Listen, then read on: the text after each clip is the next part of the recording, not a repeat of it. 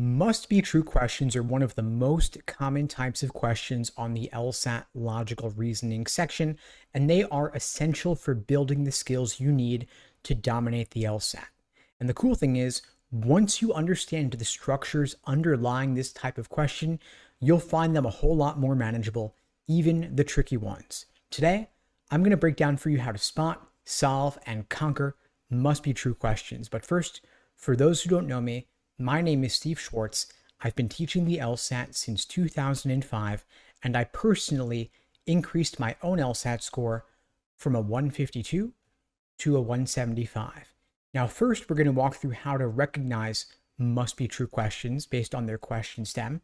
Second, we're going to look at the key reasoning structures underlying this type of question, including conditional logic, comparison, and causation. And finally, we'll look at trap answer patterns to help you avoid tempting wrong answer choices.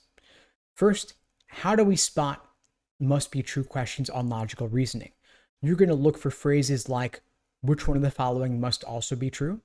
What can be properly inferred based on the information above? And what follows logically from the statements above? All of these questions are asking you to find what must be true based on the given information, which means we're not guessing, we're not making any outside assumptions, and even if the wording varies a little bit from the examples I gave, the core task remains the same. You want to know what is guaranteed by the stimulus.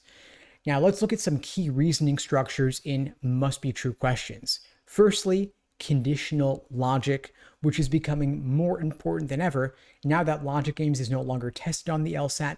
LSAT is incorporating more conditional logic in the logical reasoning section, which involves if-then relationships. For example, if A requires B and B requires C, therefore A requires C. This is a basic core foundational reasoning structure on the LSAT. Your job here is to look at the connections between the conditional statements and anticipate what these relationships imply. Secondly, we want you to look at comparative reasoning, where you're comparing one group with another and recognize numerical reasoning. So for example, a small percentage can still be a very large number, and a large percentage can still be a very small number. And LSAT will try to trick you with comparisons that may not be fully supported by the information in the stimulus. And finally, even though these are a little bit less common, you want to be aware of causal relationships based on conditional statements, where each link in the chain will allow you to infer the final outcome, similar to the A requires B requires C example that I gave earlier. Now, LSAT, as I mentioned, they love to trip you up. They love to put in tempting wrong answer choices. Let's look at a handful of them here. I'm going to present you with the 5 of the most common wrong answer patterns in LSAT must-be true questions. First, answer choices that are out of scope, that introduce new terms or concepts that were not supported by the stimulus. Secondly, unsupported relationships that inappropriately connect ideas or build on logic that is not backed up by the information given in the stimulus. Third, too closely related concepts, reversal and negation, where LSAT is improperly flipping or negating conditional or causal relationships.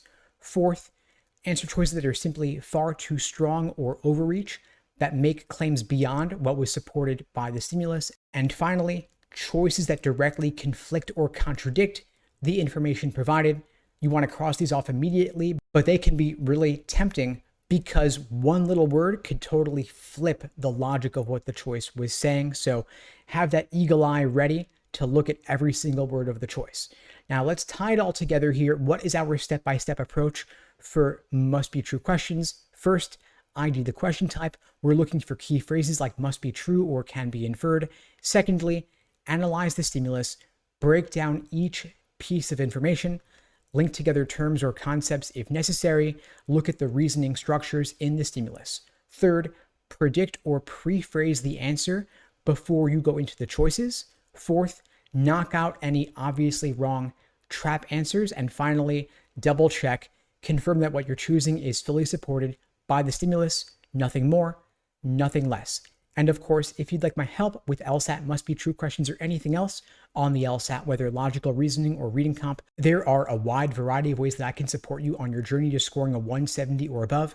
You can check out the links below to find out more and to book a call with me and my team. We'd be glad to help you out.